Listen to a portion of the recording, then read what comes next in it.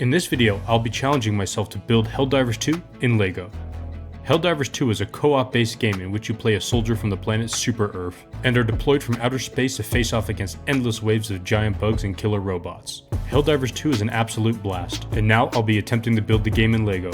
Let's go. To start off this project, I started by laying down some plates and some filler brick. I immediately wanted to get started with the border. Instead of doing the traditional black border, I'm going to be doing a border style called freeform. Freeform borders involve a lot of slopes and curves, giving a really natural look to the entire mock. Before I get too far ahead of myself, I want to complete a platform that can house a terminal. To build this platform, I incorporated a lot of cool snot techniques. I also included some parts in the old dark gray color. This will help weather and give texture to the platform. With the platform complete, I can now move on to the terminal. These yellow terminals are found all over the game and are often vital for completing missions. To represent the terminal the best I can in LEGO, I wanted to use a variety of colors, and I also figured out a way to include lights into the terminal. I think my build really matches the terminal from the game. With the terminal and platform now complete, I can start going back to the border and finishing this up. I've also started adding in some plants. This will help give some more life to the mock. Even after adding some plants, this area was still feeling dull. So I decided to add in an explosion using a variety of trans orange pieces. And I also added in some gray pieces to add a charcoal effect around the explosion. With the explosion now complete, I can finally finish the border.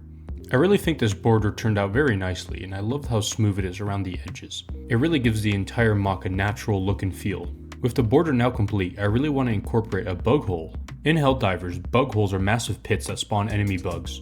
So I started by building up rocks around the outside of the pit. Then I included as much trans orange as I could to give a nice glowing effect. It was really important for me that the inside of the cave had an angle to it, because in the game you throw grenades down, which is something I want represented in the mock. With the bug hole now complete, I'm going to focus on doing some of the terrain work around the rest of the build. I'll continue with mostly dark tan, but add in some areas of reddish brown as well. This entire planet is essentially one giant mud ball, so I really want to capture that. But what's the point of having a bug hole if you don't have any bugs? HellDivers has a large variety of different types of bugs. I think the one I'm going to build is the hunter. The hunter bug is very aggressive and often will chase after you. These guys are so annoying, but I think they could be reasonable to build.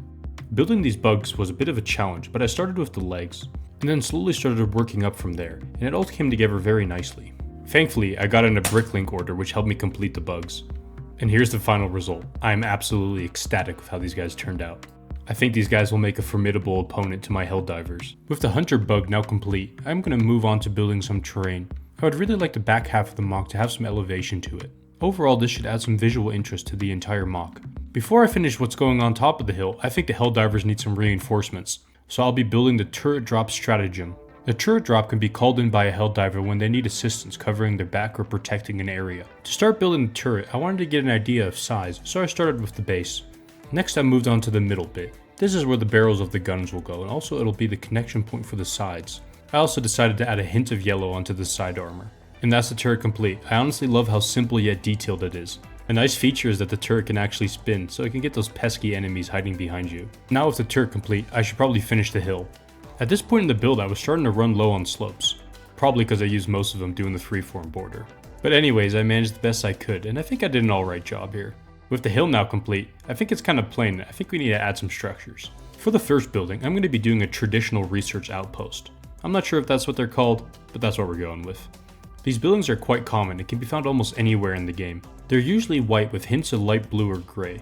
When starting the building, I wanted to add some detail, so the first thing I did was add these gray vents. Since the color in game is pretty inconsistent on these buildings, I'm going to start the lower half of the building in light gray and move up to sand blue. I also decided to add a door in case any HellDivers wanted to go inside. Also, whenever I have a chance, I think I'm going to add exterior pipes or details. On the back of the building, I decided to add these cool white details. In games, these buildings feature a lot of equipment on the roof. From here, I can see a ton of antennas. So when building this in LEGO, I started by making a small power box with antennas on top. And since the building in the game had two, so will mine. For the communications disc, I also started with the base. Then I added a curved support beam and attached the communications disc. Next, I moved on to the most prominent feature of the mock, the radar station. In game, these are massive structures that you have to align by hand. Properly aligning the disc helps complete side objectives. These communication towers are absolutely massive, and I want to represent that to the best of my ability in LEGO. Also, they're built at a weird angle, so I think I'm going to use hinge plates. This will help me recreate exactly the angle I'm looking for.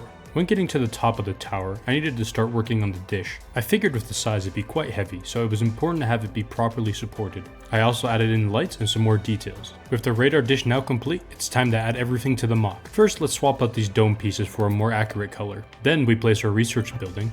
We probably should call them the turret as well. And lastly, place the radio tower. Time to take a look at the final MOC. Deploy the HellDivers. Let them come. Let them brawl. Let them face the insurmountable might of the HellDivers. Deploying sentry. Found something!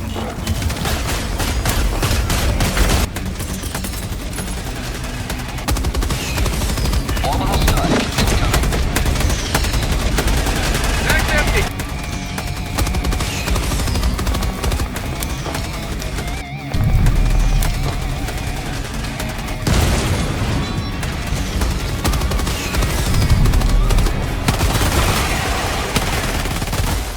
Last reload!